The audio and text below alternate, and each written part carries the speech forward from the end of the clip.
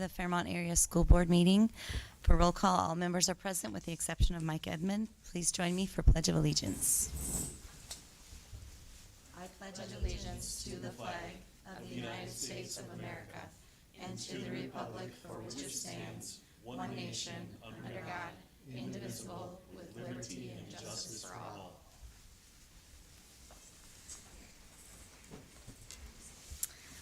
All right, you have your minutes before you from the last meeting. Make a motion to approve the minutes of the March 25th meeting as offered. I'll second it. Thank you. We have a motion by Dan, second by Mari to approve the minutes. Any discussion? All those in favor? Aye. Aye. Opposed? Motion carries. Yeah, we have an agenda. There's a green agenda with a change in the financial business. We have a second single check registry. I'll make a motion to approve the green agenda. Thank you, Jen. I'll second it. We have a motion by Jen, a second by Shayna. Any discussion or other changes? All those in favor? Aye. Opposed? Motion carries. We have our financial business, financial reports and bills. Jessica? Or are you Yes, just so you gonna have in skip front Andy? of you. Wait. Oop. Superintendent, sorry. Oh, no, I'm sorry, yes. Yeah, you That's do fine. your report Yeah, first. No, Thank you. I'm good either order. There's no celebrations Yeah. tonight. As you have a copy of the report in front of you, you can see, as per our routine, the report on enrollment remains relatively steady. We're down one student from where we were a few weeks ago, but still well within. You can see our range from the previous 3 school years. This is the lowest to date amount of fluctuation that we've seen in our student enrollment, which is good for any school and any entity. A few buildings and grounds updates that I like to highlight, the continued great work that Tyler Garrison and his buildings and grounds maintenance and custodial staff do. Some current projects to highlight, per some coding issues, we have to replace some flooring in our concession stands, so that's being updated.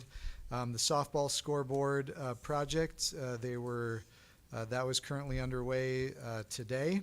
We're updating the controllers and control mechanisms there as well. We're installing some additional huddle cameras for streaming of our outdoor events. We've had to do some changes in gas meter placements that Tyler's working with the gas company on.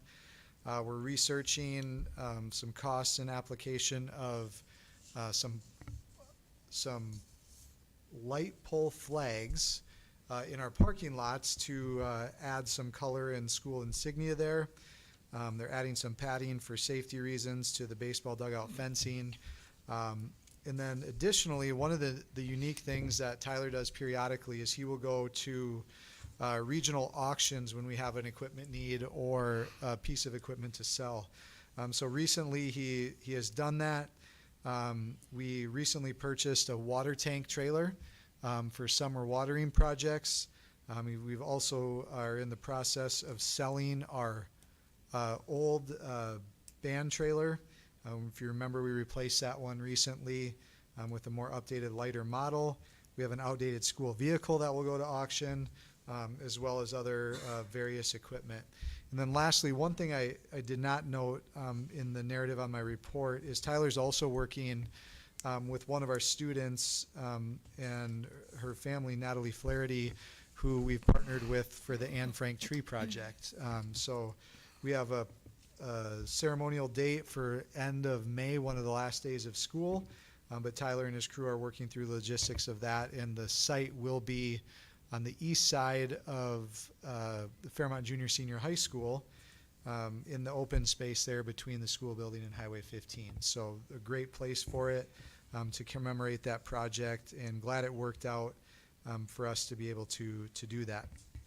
Additionally, our food service request for proposals we're starting to get contacted. We've had 5, I wrote 4, and then after I double checked with Jessica, it's 5 different companies that have reached out to be a part of that bid process.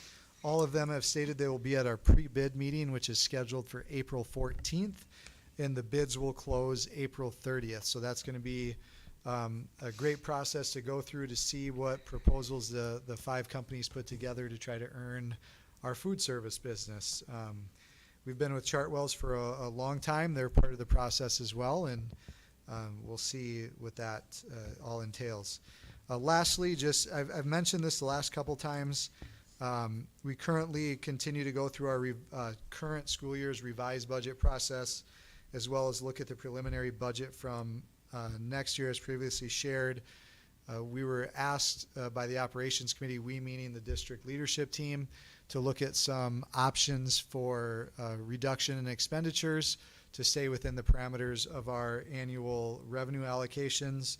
That exercise has been completed in preparation for next school year, and then final plans and recommendations for our budget and expenditures aligned with our revenues will be completed and communicated in the coming weeks.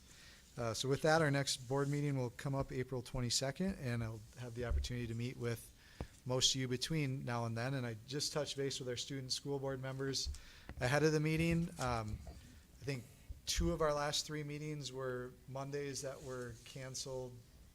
Somebody decided to not have school those days. And then we just noticed the next one is Monday, April 21st, which is the Monday after Easter, so we'll have to reschedule that one as well. But we already have a plan for that, and thank you for your continued flexibility and commitment. Thank you. Any questions for Superintendent Treadwell? All right, then we will move on to financial business. Jessica? Yes, so you have 2 bill runs in front of you and the wires transfers, just normal wire transfer. On that, single check run was just for a check that we needed outside of the bill run cycle. And then you have tonight's bills. Just one thing I'd point out on tonight's bill is our semester 2 payment for Minnesota West, and that's for our PSEO courses. So that is the check for a total of $192,696.74. Is there any other questions on any of the bills? Thank you, Jessica. I will make a motion to approve the wire transfers for 3/20/25 to 4/2/2025 and 3/20/25 single check and the April 8th, 2025 bills. I'll second it. Thank you. We have a motion by Jen, second by Mari. Any discussion? All those in favor? Aye. Aye. Opposed? Motion carries. We do have old business tonight, which doesn't happen very often, but we have some policies that are due for their second reading. I'll turn the time over to Jen for that. All right, so second reading on policy 510.2, the open gym policy. This will be the final reading. We just need the vote on that for consideration for adoption. And then the policy 705.1, the hunt farm allocation parameters that are in appendices A and B. Okay, so we have a motion by Jen. Do we have a second? I'll second. Thank you. We have a motion by Jen, second by Shayna. Any discussion on those policies? I will just add, it has been an extensive process, and just to comment, the open gym policy really just makes sure aligns our practices with the Minnesota State High School League expectations for open gyms, and really clarifies that for our school district coaches as well as anyone outside, how that needs to operate and be structured. And then the hunt fund allocation parameters, a year and a half ago we sold that property and have reinvested the proceeds. And this was a discussion at the operations committee on what percentage of that annual net revenue that we will expend each year for scholarships and student enrichment, and then what percent will be reinvested. So ultimately, the idea is to expend 90% of it and reinvest 10% of the annual proceeds each year, and that will all be done, and we put in there the sole responsibility of you as the school board in consultation with the Director of Finance and Business Management and or the superintendent. So you as a board will retain ultimate authority over how those funds are used and allocated in a process that will set us up for long-term opportunities to meet our student needs. So really exciting to have that finalized and solidified for Jessica and I to work along you as board members and how to spend those funds each year to maximize our student experience. Okay. Thank you. Any other discussion? All right, all those in favor? Aye. Opposed? Thank you, motion carries. Now we're moving on to new business. We have policy number 627 and policy number 721, grade replacement policy and the uniform grant guidance policy regarding federal revenue sources. And these are policies that the board reviewed as a policy committee, I think it was last week. Mhm. And the grade replacement policy, basically, it's a very short policy. It just states that if a student retakes the required components of a credit-bearing class and receives a higher grade, that new grade will replace the original grade on the student's transcript. And that really ties and goes along with the standards-based grading philosophy. And the Uniform Grant 721 policy, the highlights of the changes are noted in Appendix D.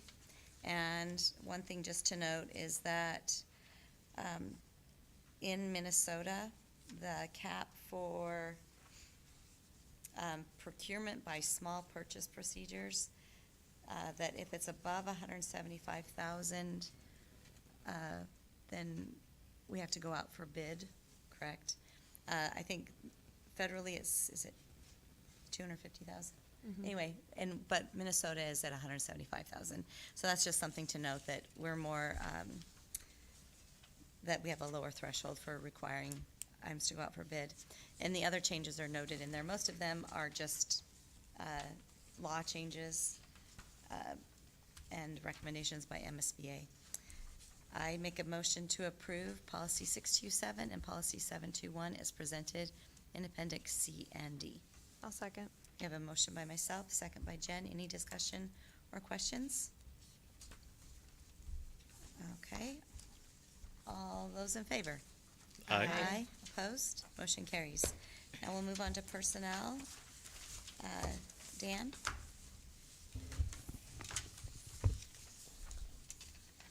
Let me find the okay.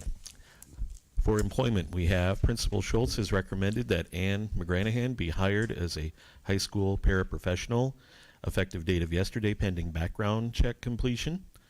Also, Principal Brusky has recommended that David Miller be hired as high school math teacher for the coming 25-26 school year. And Principal Rosen has recommended that Emily Lyle be hired as a preschool teacher for the upcoming 25-26 school year. I make a motion to approve those hires as recommended. I'll second it. Thank you. We have a motion by Dan, second by Mari. Any discussion? All those in favor? Aye. Opposed? Motion carries. We have resignation. I can do that one. Mike's not here. You got that, Dan? Yeah. Okay. Sarah Bosshart, elementary paraprofessional, has submitted a letter of resignation effective June 6, 2025. She's been employed with the district since December 8th, 2022. And also Bryn Miller, high school long-term substitute, has submitted a letter of resignation effective March 31st. I make a motion to approve those resignations. I'll second. Thank you. Motion by Dan, second by Shayna. Any discussion? All those in favor? Aye. Opposed? Motion carries. We have probationary resolution, Appendix E. Yep, so I will move to adopt this resolution, whereas Keegan Titus, probationary teacher for our school district 2752, be it resolved, the school board of the Independent School District 2752, that the pursuant to Minnesota statute 122A.40 subdivision 5, and the district master agreement, that the teaching contract of Keegan Titus, a probationary teacher for Independent School District 2752, shall not be renewed at the end of the 2024-2025 school year, effective June 6, 2025. Be it further resolved that written notice be sent to said teacher regarding the non-renewal of the teacher's teaching contract. Okay, do we have a second? I'll second. Thank you. We have a motion by Jen and a second by Sheena. Any discussion? Okay, this requires a roll call vote. Jen? Aye. Dan? Aye. Chair votes aye. Mari? Aye. Shayna? Aye. Great. Thank you. Motion carries. And we will move on to board committee reports. And Mike is not here for Operations Committee. Dan, do you want to share anything with that? Or otherwise we can have Superintendent trade out. Do you have the minutes from that meeting? Let me see. I don't want to miss anything because we did cover quite a bit, mostly about the just lining up the budget for next year. A lot of discussion about what we hope to accomplish. We did recover or cover again the food service request for proposals. Got some background information on that. Talked long-term facilities maintenance review, and the list of about 20 projects that Tyler has lined up and ready to go for the summer. We had the revised budget and expenditure reductions. We didn't get to a couple of things. We also just had a brief update on the gymnastics facility lease options, and a request from the city of Fairmont about potential partnerships between the city and school district pertaining to facilities. Okay. I think that pretty much covered it. Thanks, Yep. Dan. Any questions for Dan or myself or Superintendent Trado? All right, then. I'll report on our policy meeting. We went through the policies that we approved and discussed tonight. Two policies that we're still looking at is the high school graduation policy, and the other one, graduation requirement policy. The state changed the requirements for social studies to include civics. That does not affect our total semester requirements because of the way Fairmont has always done their social studies requirements for graduation. However, we do have now, the state does require a finance course, personal finance course, and so we're looking at whether the recommendation would be to decrease, because the state requires one more semester course, whether we as a school would then decrease by one semester course our required electives for graduation. And that's going to the principals for discussion, and then will be brought back to the policy committee. And we discussed a few other policies, textbooks and instructional materials, school district system accountability, and online instruction. And those changes that were made are just changes that went in reference to laws, very minor changes, grammatical changes. So those were not required to be brought to the meeting for approval. And we will meet again next week, next Wednesday. So anyway, that's all for policy committee. Anybody else have anything to report from meetings? Any student updates? I know there was some participation in the polar plunge last week. Yeah. Yeah.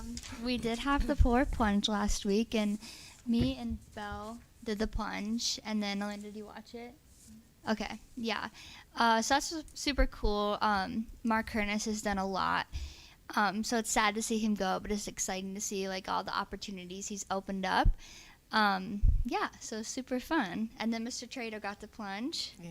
Yes. How was your experience? Yeah, it was great. As third year in a row, fourth year? Yeah. However many years we've been doing it at school, I've been able to participate. So Yeah, super So fun. someone fun. asked if the water is cold.